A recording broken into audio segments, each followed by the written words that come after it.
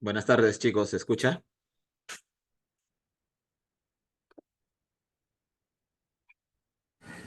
Buenas tardes, doctor, si se le escucha.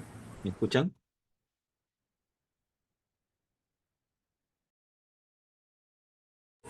Sí se le escucha, doctor.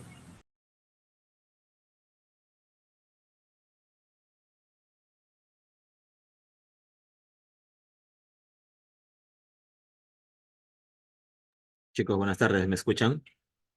Sí, doctor, sí se le escucha. Ya, listo, gracias. Vamos a empezar con la sesión de hoy.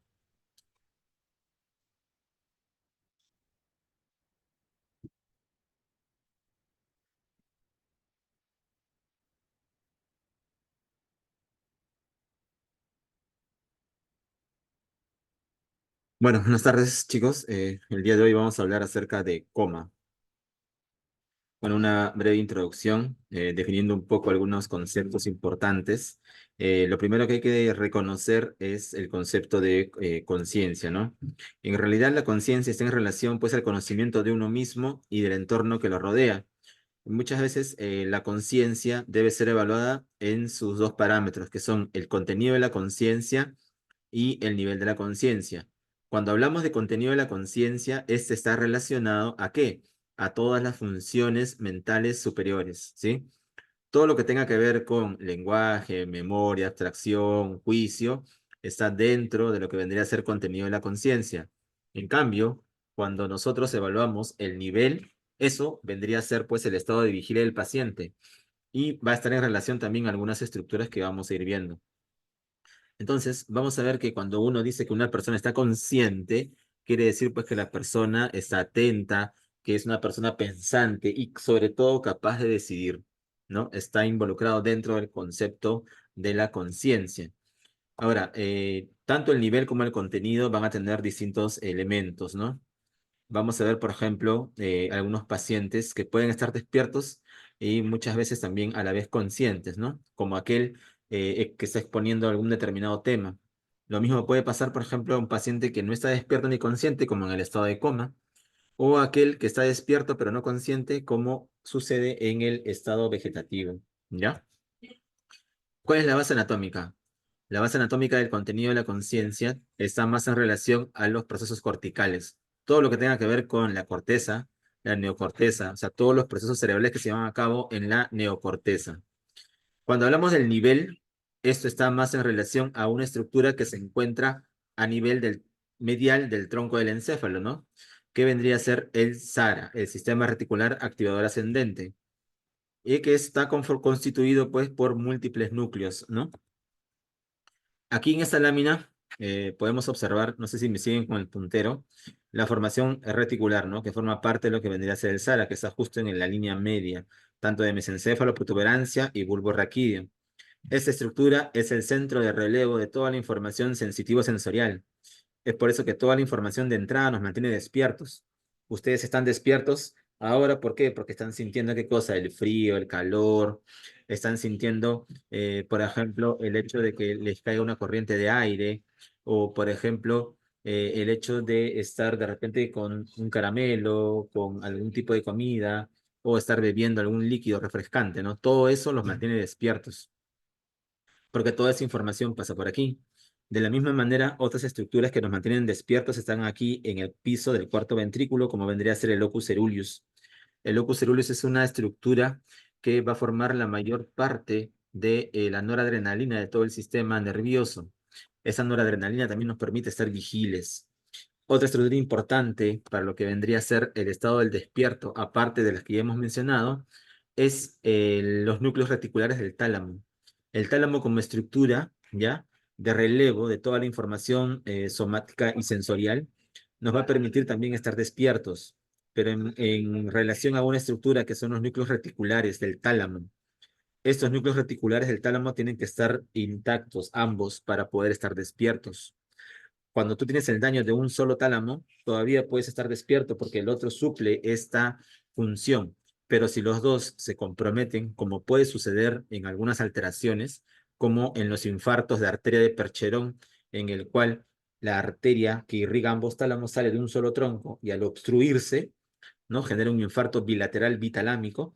Eso puede generar que el paciente no despierte, ¿no? El locus ceruleus, como les mencionaba, que va a producir la gran cantidad de noradrenalina, y los núcleos del RAFE que forman parte del SARA, ¿no? Que son serotoninérgicos. Ahora, para que ocurra alteración de la conciencia, necesariamente tiene que haber, pues, una disfunción hemisférica bilateral. O sea, ambos hemisferios deben estar dañados por algo. Lo más frecuente ante un paciente con alteración de la conciencia es, pues, que tenga una alteración metabólica, ¿ya? Que tenga de repente algún proceso toxicológico de por medio. No pensar que un paciente con alteración de la conciencia tiene un infarto, pues, ¿no? Por eso acá lo pongo, no infartos. Es algo que hay que ir sacando de nuestra cabecita, ¿no? Muy diferente si encontramos un daño del SARA. El SARA, hacer una estructura que se encuentra a nivel, pues, del tronco encefálico, sí puede sufrir alguna alteración por un infarto, ya que existen arterias muy pequeñísimas que van a irrigar, pues, estas estructuras. De la misma manera, también las hemorragias pueden comprometer esta estructura, ¿no? Del SARA y haciendo que el paciente no despierte. De la misma manera, también puede estar comprometido en estos pacientes gracias a tumores o también por la presencia de alguna hemorragia que puede estar comprometiendo al paciente y el paciente no va a despertar por esta estructura. Aquí en esta lámina ustedes pueden observar que existen algunos desórdenes de la conciencia, como por ejemplo aquí está detallado los que vamos a ir viendo, como una que es el coma, que vamos a hablar, ¿no?, un poquito más a profundidad, pero vamos a mencionar algunos otros trastornos de la conciencia, como por ejemplo el estado vegetativo persistente, el estado de mínima conciencia, el delirio, ¿no? O también algunos otros que pueden simularlo, como los trastornos psicogénicos, o también, por ejemplo, el infartos de la parte anterior de la protuberancia que pueden ocasionar locked-in.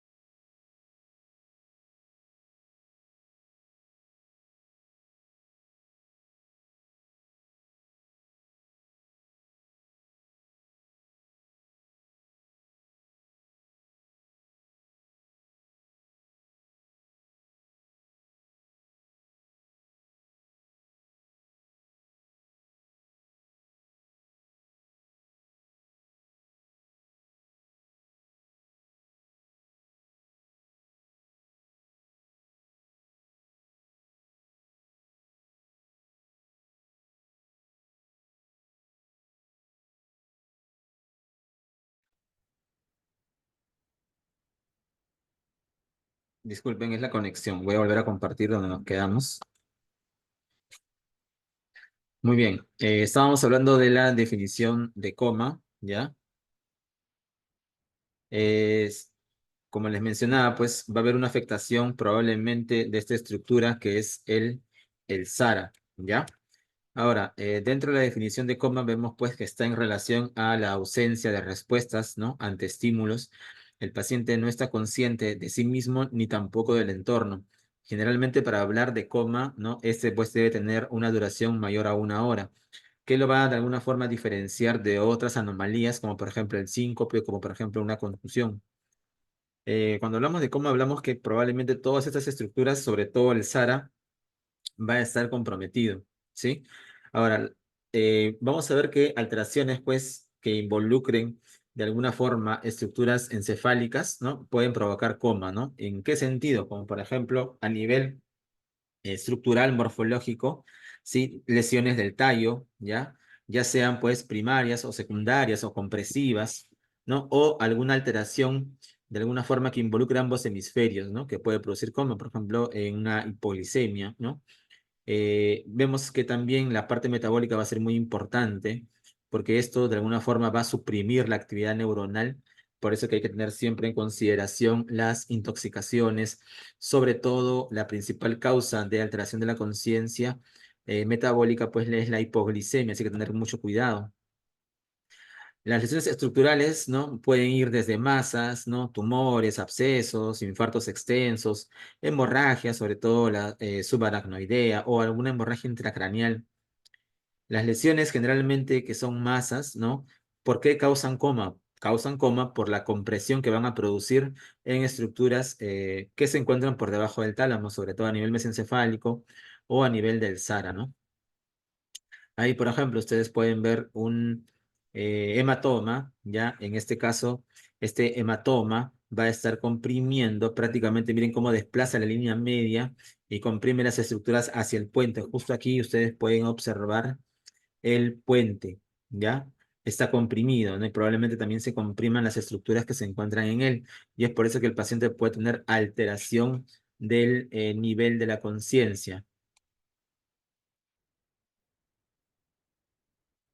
Las masas, ¿no? Las masas en general también pueden producir compresión. Si ustedes observan en la imagen, aquí tenemos el mesencéfalo y este mesencéfalo prácticamente no se notan las cisternas perimesencefálicas. ¿Por qué? Porque todo está comprimido, ¿no? Por el efecto de masa que van a producir, ya sea pues los tumores o algunos infartos extensos, ¿no?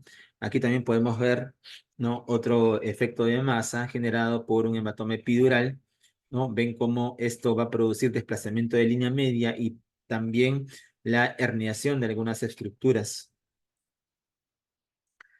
Los tumores, ¿no? Ya sean, por ejemplo, algunos de etiología neoplásica o también algunos que tengan una etiología infecciosa, ¿no? Como por ejemplo algún absceso, algún granuloma, ¿no? Puede producir también efecto de masa, desplazamiento de línea media y comprensión de las estructuras que se encuentran pues justo a nivel subtalámico. Aquí también pueden ver un infarto de arteria cerebral media, división inferior, división M1, el cual también es grande y compromete gran cantidad de parénquima cerebral, y como este parénquima cerebral no tiene dónde pues compensar, entonces se altera lo que vendría a ser pues todas las estructuras, ¿no? Y hay desplazamiento de la línea media y compresión de las estructuras pues hacia el puente. Otras masas, ¿no? Como pueden ver ahí, ¿no? No solo sean infecciosas, sino también primarias, ¿no? Ya sea un glioblastoma, ya sea un oligodendroglioma, puede producir, ¿no? Alteración de la conciencia, ¿no? Y puede llevar al coma al paciente por efecto de masa. Ahora, también lesiones que involucren al tálamo, ¿no? En el cual va a existir un daño, pues, más directo sobre estas estructuras. Esto podría estar relacionado también, pues, a alteraciones de los vasos, sobre todo de la arteria basilar, ¿no? Que eso se ve mucho en los infartos o también las hemorragias de tronco encefálico. En algunos casos también se pueden ver asociadas a algunos traumatismos, ¿no? Como por ejemplo ahí, ¿no? Ustedes pueden observar esta primera línea de imágenes, ¿sí? Es la secuencia de difusión. La de abajo es la secuencia del mapa ADC, ¿no? O también llamado, pues, la gradiente, ¿no? Y abajo ustedes pueden ver una secuencia en T2. Acá las flechitas le señalan, ¿no? Siempre que nosotros nos enfrentemos a un infarto agudo, ¿ya? En difusión, ¿ya? En difusión, vamos a verlo de esta manera. La lesión restringe difusión. ¿Ven que es bien blanquita? Es bien hiperintensa, ¿ya? Eso quiere decir que restringe difusión, eso quiere decir que es agudo. Y la misma correspondencia en el mapa ADC, ¿ya? Lo que vamos a encontrar, esa lesión que se veía en difusión blanca, en el mapa ADC se va a ver negra, ¿no? Esta, digamos, esta asociación se da sobre todo en los infartos agudos, ¿no? De la misma manera también lo podemos observar, la misma lesión que se puede ver de repente en el T2 como un edema, ¿no? El edema se ve blanco en T2.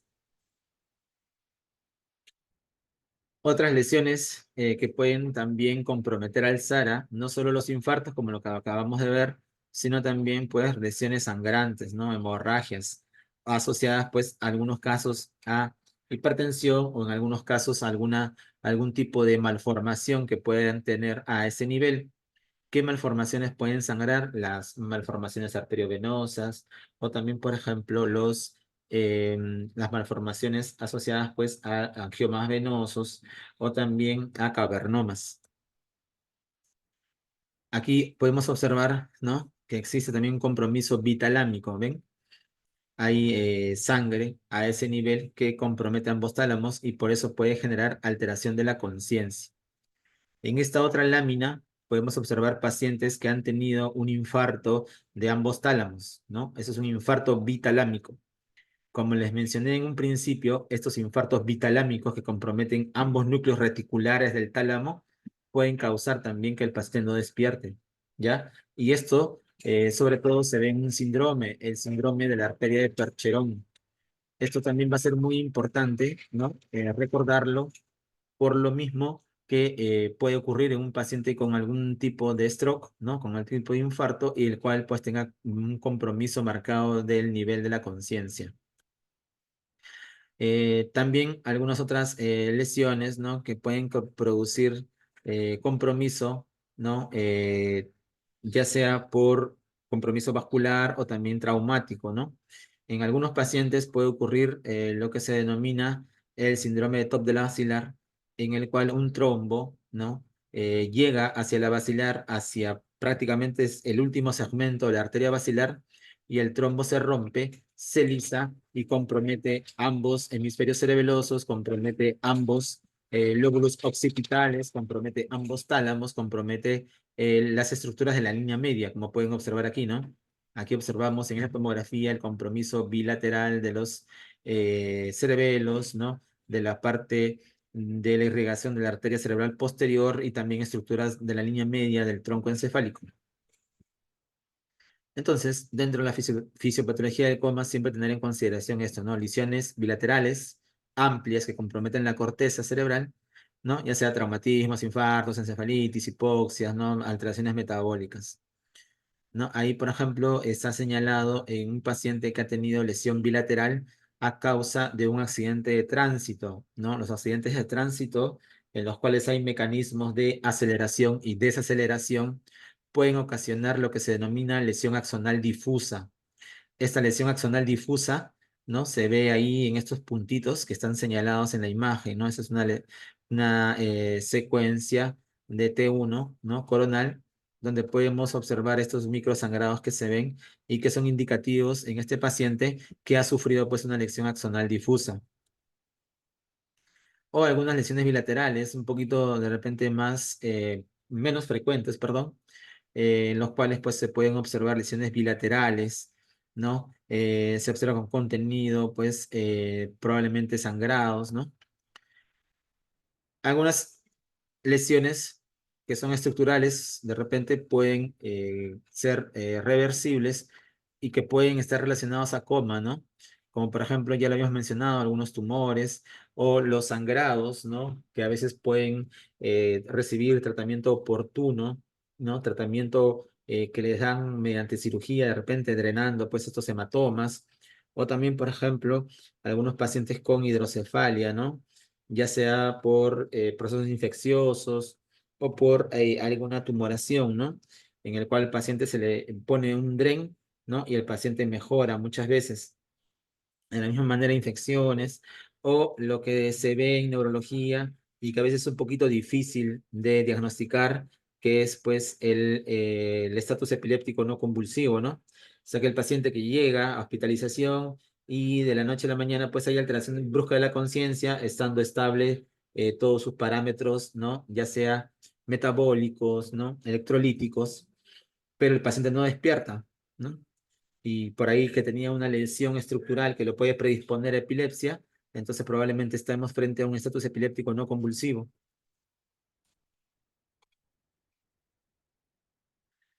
Algunas lesiones metabólicas, ¿no? Ya sabemos, la hipoglicemia, hiponatremia sobre todo, o también aquellos pacientes con alteraciones del tiroides que sufren lo que se denomina la tormenta tiroidea, ¿no? El coma mixedematoso, o aquellos, por ejemplo, que tienen déficit de vitaminas, ¿no? Sobre todo la vitamina B1, que puede cursar pues en aquellos pacientes gestantes o aquellos pues que consumen alcohol, ¿no? Los alcohólicos crónicos. Algunas otras, ¿no? La intoxicación. Una que estuvo de moda, ¿no? No sé si recordarán hace unos años que varias personas por consumir un trago que tenía pues alto contenido en metanol empezaron a hacer alteración de la conciencia. Cuando uno consume pues digamos, alcoholes, ¿no? Como el metanol, podemos ocasionar daño, ¿no? Daño sobre todo a nivel subcortical y a nivel de los núcleos pues basales también, ¿no? Son los más sensibles, así como el tálamo, a tener pues daño por estos tóxicos, ¿no? Va a ser muy importante la evaluación clínica y en eso tiene que ver mucho la historia clínica que ustedes puedan elaborar. También tiene mucho que ver pues el hecho de si te enfrentas a un paciente que de manera súbita presenta alteración de la conciencia o de manera progresiva, ¿no? No es lo mismo enfrentarse a un paciente agudo que a un paciente subagudo o crónico. También el antecedente de medicación, ¿no? De repente el paciente tiene alteración de la conciencia por haber consumido algún fármaco, ¿no? De repente es un paciente psiquiátrico o si la alteración de la conciencia está asociado de repente a fiebre o al uso de antibióticos, ¿no? Eso es muy importante. Se utilizan algunas reglas, ¿no? Cuando hay alteración de la conciencia, ¿ya? Pero no se debe dejar de lado la exploración física en estos casos, ¿no? Algunas de las escalas que se puede utilizar, ¿no? Dependiendo también de la situación, la escala de Coma y Glasgow o la escala Ford que se usa pues en el ámbito de UCI. Creo que la mayoría de ustedes en algún momento ha usado la escala de Coma de Glasgow, pero tengan en consideración que lo único espontáneo en la escala de Coma de Glasgow va a ser la apertura ocular. Todo lo demás está en relación a si el paciente obedece órdenes, ¿no? O si el paciente está orientado, ¿no? Ya no hay nada espontáneo, ojo. No se equivoquen al valorar esta escala. En la escala Ford, aparte pues de la respuesta ocular, respuesta motora, también entran a tallar los reflejos del tallo cerebral, ¿no? Como por ejemplo reflejo pupilar, ¿no? Ver cómo están las pupilas o el reflejo corneal, ¿no? O si tiene pues el reflejo tusígeno. También tiene mucho que ver la respiración o el patrón respiratorio, ¿no? Y eso también está en relación a cómo el paciente pues está en relación al ventilador, ¿no? Si respira o no, dependiente del ventilador o si tiene algún patrón respiratorio típico, ¿no? Como por ejemplo, patrón respiratorio irregular o una respiración de Cheyne-Stokes, ¿no? Sin intubación, ¿no? En el examen general va a ser muy importante la inspección, ya que algunos signos de trauma, ¿no? Como el signo de Battle o el ojos de mapache, nos llevan o nos orientan a que ha habido de repente, si es un signo de Battle, compromiso de lo que vendría a ser el peñasco, o si es un signo de ojos de mapache, compromiso del piso anterior, ¿no? Como lo pueden observar aquí. También es importante la temperatura porque algunos fármacos o algunos tóxicos pueden causar hipotermia, como el consumo de alcohol o barbitúricos, o hipertermia, ¿no? Sobre todo en consumo de cocaína. En el examen general, ver siempre la piel, ¿no? Ya que una piel seca nos hace pensar de repente que estamos frente al consumo de algún anticolinérgico. O el aliento, ¿no? El aliento típico de afrutado en la cetoacidosis. O, por ejemplo, el olor, pues, a ajos, ¿no? En los órganos, en la intoxicación por órganos fosforados, que es lo más típico que pueden ver, ¿no? También es importante ver las pupilas, ¿sí? ¿Por qué? Porque podemos estar, pues, ante distintas lesiones, ¿no? Por ejemplo, si yo tengo una pupila a nivel, pues, dañada a nivel, perdón, una pupila que no reacciona, ¿ya? ¿No? Ante la luz o que está, pues, netamente midriática, ¿ya? Puedo pensar que de repente esté la lesión, pues, a nivel mesencefálico. ¿Ya? Esto generalmente puede suceder ante algún tipo de infarto o de repente ante alguna herniación, ¿no? Prominente. Si son pequeñas y puntiformes es porque está dañada la vía simpática, pues, ¿no? Y está primando la actividad parasimpática y eso generalmente lo producen lesiones protuberanciales, ¿sí? O alguna que altere, pues, la vía simpática a nivel hipotalámico, ¿no? Los opioides también pueden producir pupilas puntiformes. Midiáticas y reactivas, ya les decía, ¿no? A nivel mesencefálico, ¿no? O en algunos casos pueden estar pobremente reactivas, Generalmente esto hay que ver, pues la lesión puede ocurrir en la vía aferente o en la vía eferente, ¿no? Para eso hay que evaluar tanto la respuesta directa como el reflejo consensual. Y si es solo de un lado, ¿no? Generalmente siempre va a ser por compresión del tercer par, ¿no? Por eso que la anisocoria es muy importante identificarla en un paciente de repente con antecedente de traumatismo, ¿sí? Porque podemos estar frente a una herniación inminente, ¿no? Y es un cuadrito para resumir los diferentes tipos de pupilas, ¿no? Que podemos encontrar. Ahora, también es importante ver hacia dónde va la mirada, ¿no? ¿Por qué? Porque una desviación de la mirada también me puede indicar alguna alteración, ¿no? Generalmente, ¿qué es lo que sucede? Cuando tenemos una alteración cortical, ¿no? Por ejemplo, aquí la flecha que está señalando la alteración, ¿no? Cortical, ¿qué es lo que genera? Por ejemplo, aquí, ¿no? Que el paciente mire la lesión. ¿Por qué pasa que ante una lesión derecha, en este caso, el paciente tiene desviación tónica de la mirada hacia la derecha? Pasa porque, miren, normalmente el hemisferio derecho, ¿qué es lo que hace? Lleva la mirada hacia el lado izquierdo y el área 8 del hemisferio izquierdo lleva la mirada hacia la derecha. Eso pasa. Entonces, si yo tengo dañado el área 8 del lado derecho, ya no hay quien mande la mirada hacia la izquierda y por lo tanto la mirada solo va a estar predominante hacia la derecha. ¿Por qué? Porque el otro está sano. No, el único que está actuando, ¿no? Y eso es lo que ocasiona que el paciente eh, tenga desviación de la mirada, ¿ya?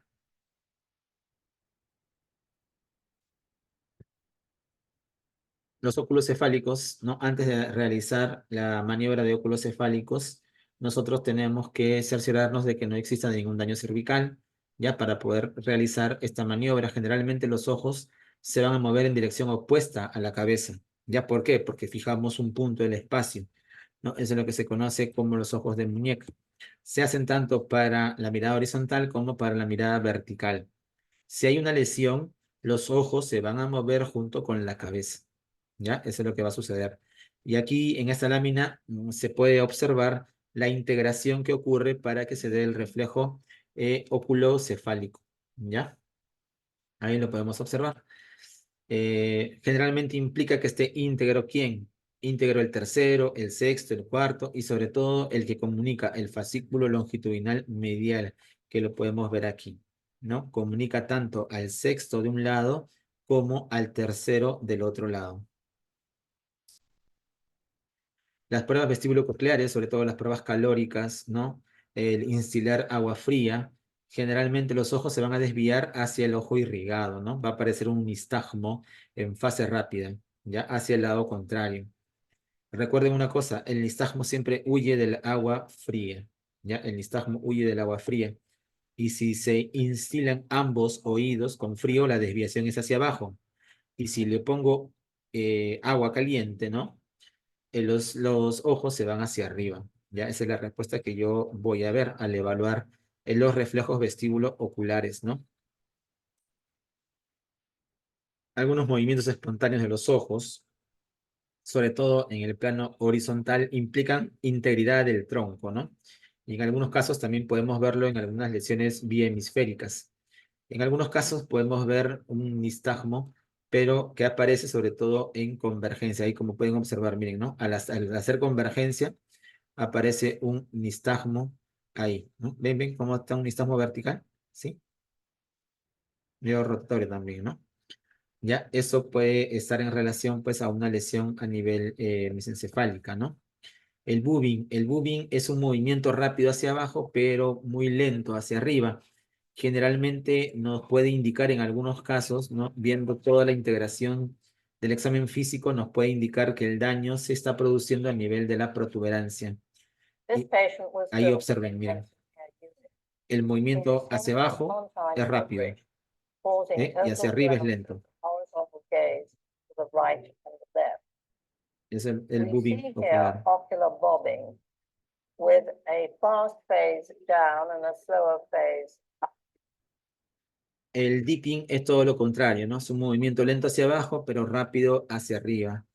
Generalmente se puede producir ante lesiones bihemisféricas, ¿no? Que comprometen ambos. ¿Ven? Hacia abajo es lento y hacia arriba es rápido. Sí, es el dipping.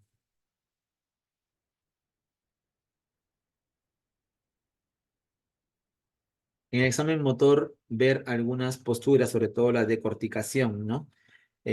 Como pueden observar ahí, ¿no? Ante un estímulo doloroso, el paciente opta por esta posición, ¿no? Es la posición del decorticado, en el cual hay flexión de codos, muñecas, dedos, ¿no?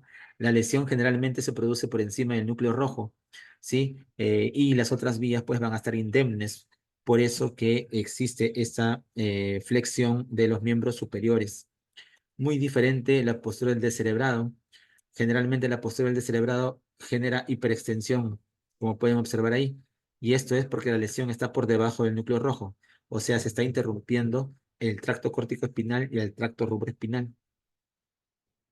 Ahí están las dos posturas, ¿no? Decorticado y descerebrado. Los patrones respiratorios, ¿no? No, generalmente no nos ayudan como un valor, no tienen un valor localizador, pero de repente nos pueden orientar hacia algún tipo de daño, ¿no? Como por ejemplo la respiración de Cheyne-Stokes, ¿no? Generalmente puede estar en relación a lesiones hemisféricas, talámicas o a nivel del tronco, ¿no? Pero no necesariamente alguna de estas estructuras, ¿no? Algunos de los patrones que vemos, ¿no?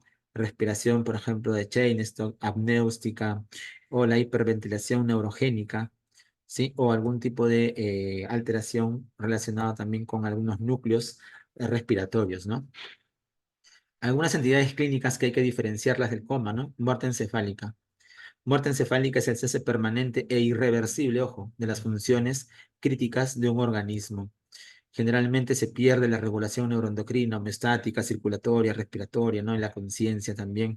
Y sobre todo hay ausencia de reflejos de tronco encefálico, lo que no se da en el paciente con coma, ¿no?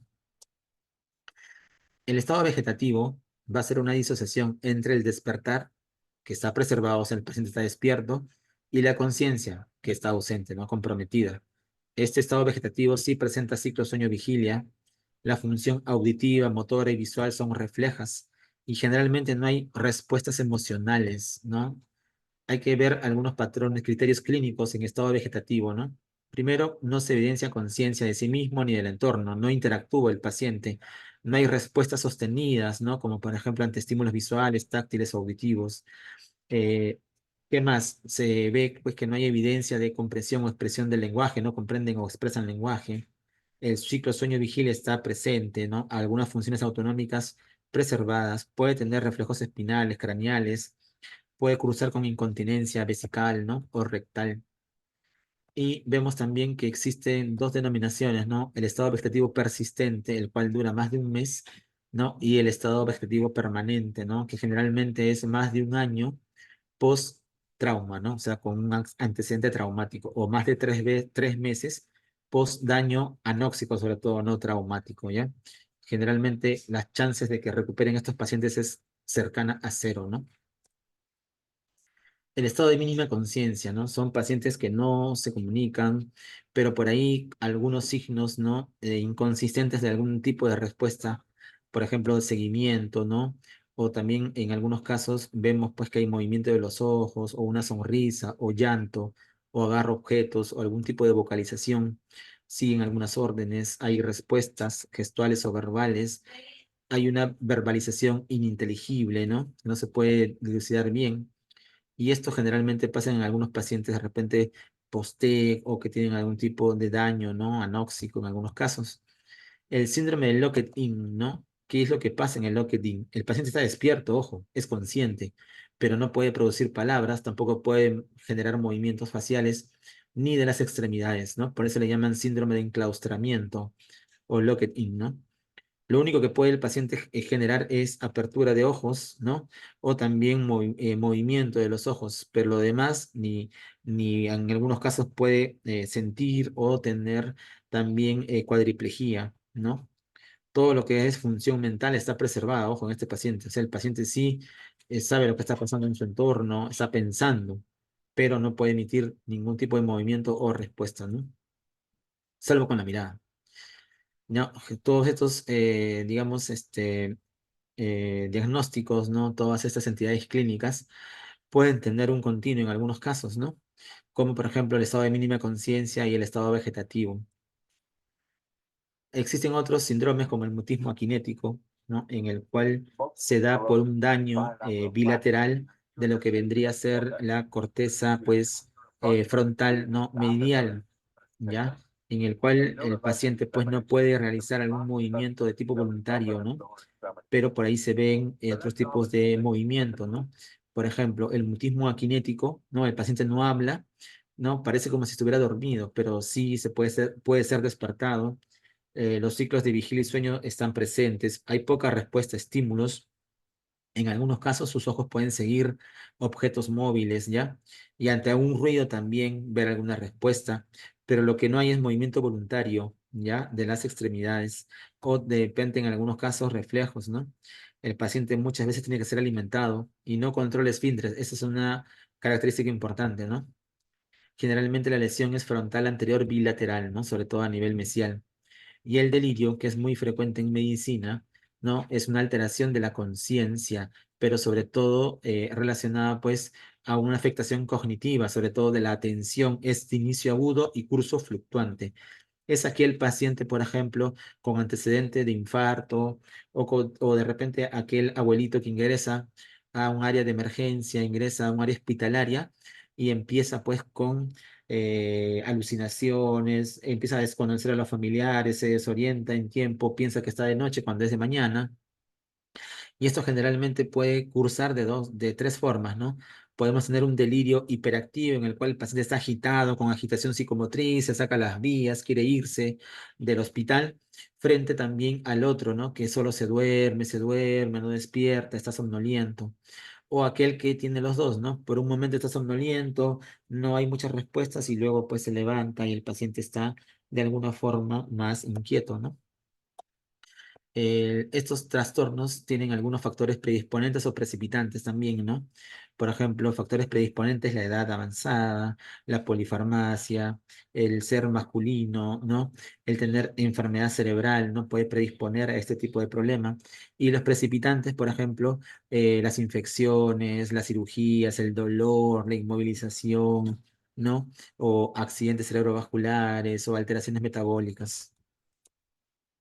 El síncope. El síncope es un episodio transitorio de pérdida del conocimiento. Ojo, es súbito, es breve y sobre todo recuperación completa y espontánea. O sea, el paciente que tiene un síncope recupera rápidamente la memoria, ¿no? Recupera todo su estado basal. Y esto se produce generalmente por una alteración global, una reducción breve del flujo sanguíneo cerebral. Las causas, pues, más habituales de síncope van a estar relacionados a la parte cardíaca o vasovagal o relacionadas con hipotensión ortostática, como pueden ver en el cuadro, ¿sí? Algunos síncopes pueden estar relacionados a causas reflejas, ¿no? Como vasovagales, cardiogénicas, ¿no? Pacientes con arritmia, pacientes con estenosis, pacientes con cardiopatía isquémica o hipotensión ortostática asociada, por ejemplo, a fármacos o a enfermedades degenerativas como el Parkinson, o también asociadas pues a otras enfermedades en las cuales causa daño autonómico como diabetes mellitus. Muy bien. ¿Alguna pregunta, chicos? ¿Alguna duda en este temita?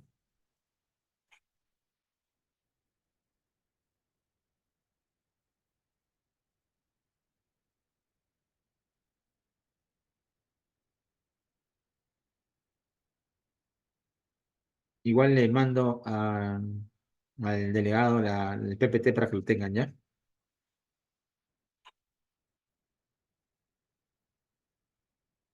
Muy bien, chicos. Si no hay preguntas, entonces lo dejamos hasta una próxima oportunidad. ¿Sí? Nos vemos. Gracias, doctor. No. Muchas gracias.